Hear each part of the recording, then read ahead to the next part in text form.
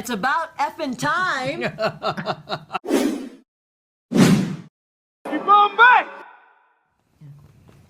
Hi, this is Ron from POCculture.com. Hey, Hi, Ron. What's up, Ron? Great to speak with you. Congratulations to all of you on the film. Thank you. Thank you. I have to share a little bit of my Ultraman fandom. This is one of my favorite little Funkos. So- Oh, wow. There's the Funko. Oh, my God. Yes, yes. Hopefully there'll be lots of merch for this film coming up soon. Yes. Tamlyn, I'm going to start with you. I admire so much the way you use your voice to lift up the Asian American community. And it's been a special treat to see you in something like this, and Avatar, where so many Asian and Asian American voices. How does it feel to look back on your career and to be a part of this at this stage? It's about effing time. It's been a real wonderful journey to be in partnership and fellowship and familyship with so many talented Asian and Asian American actors that I just hope the world can see that these stories are worth telling and that they're a part of the universal story, and that Ultraman really, really is imbued with all the best qualities of what it means to be a family. And I think everybody can relate to that. Definitely. And it's such a great and kind of surprising family story. And Christopher, as I was watching, I could visualize you doing this role in live action. It seems to be such a great fit. Oh, what a wonderful idea. Yes. How did you infuse kind of your background, your personal experience into the character of Ken and Ultraman? Being half Japanese and half white, I felt kind of like the outsider looking in both cultures many times, and Kenji as well, having traveled from America to Japan and not really fitting in, being a stepfather and a caretaker to a sister with special needs, Down syndrome, is just like him being thrown into the role of a parental figure for Emmy, as well as being extremely charismatic and good looking. It's hard stuff to do. He doesn't have an ego at all, does he? No. It's trying to walk that line of humor and confidence. I've kind of dealt that my whole life. I've dealt with that as I moved often with a father in the Navy. We moved every 2 to 5 years. So finding that, I was able to traverse these worlds with the guidance and the chemistry of amazing people, like again, Tamlyn, Gedde, Shannon, John, Marc, Haimes wrote. So many amazing people helped me create this. So I can say with 100% confidence, it was a team effort, and my experiences did help, but really I relied on them. I love that. Now, speaking of good-looking and charismatic, Gedde? Yeah, baby. Oh, wow, okay. How much do you want? I know that you have an extensive theater background. I was hoping your character would sing a little bit, but we didn't get that. How does your background kind of help you really emote those paternal and relatable characteristics of your character that I really found Professor Sato to be so warm? Living. A lot of pain. A lot of joy. Let's see, I'm doing a recipe here. Oyakudon. I always feel like I compare this to the oyaku, the parent chicken, egg, and rice, that type of thing.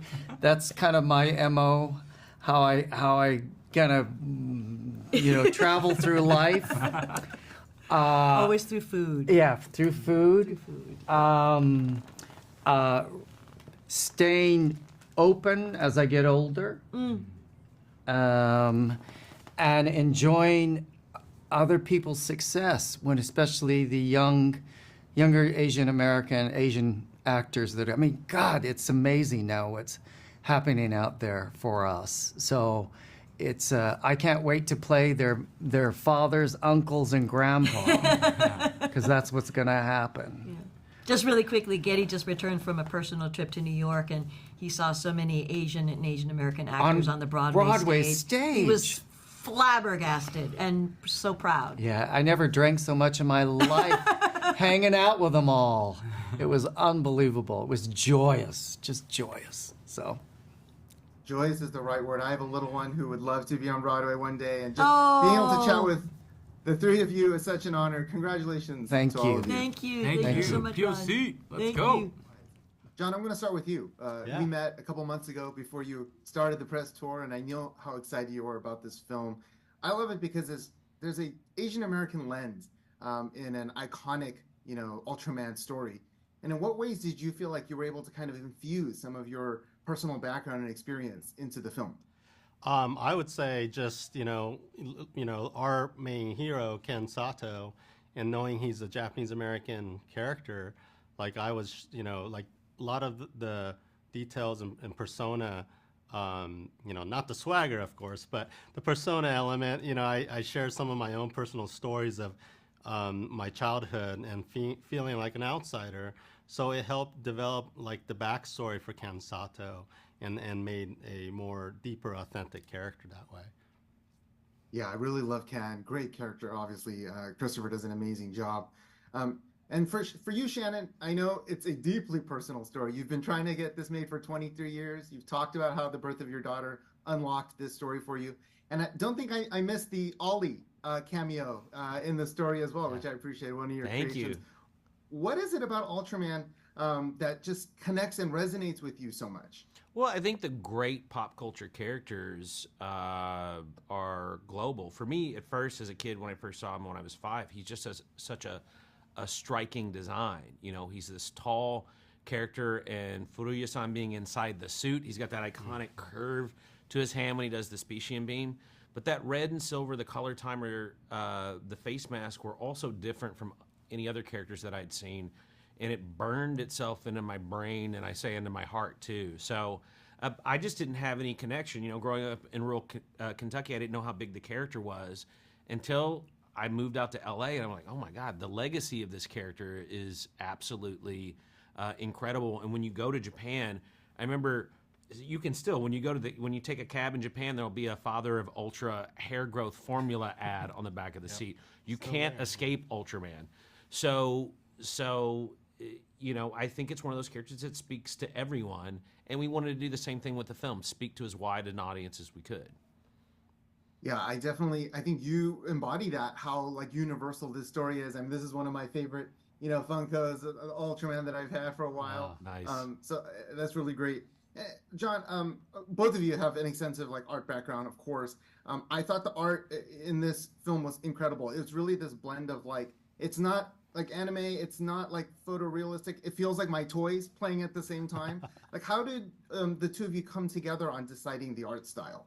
Well, we really had our incredible production designer, Marcos, Mateo Mestre, and Simon in our art director, and speaking with them. And we knew that we wanted to have a unique style. And for years, we wanted to do something more stylized in CG, and the success of Spider-Verse, and I'm friends with those guys, gave us the permission to be able to do it.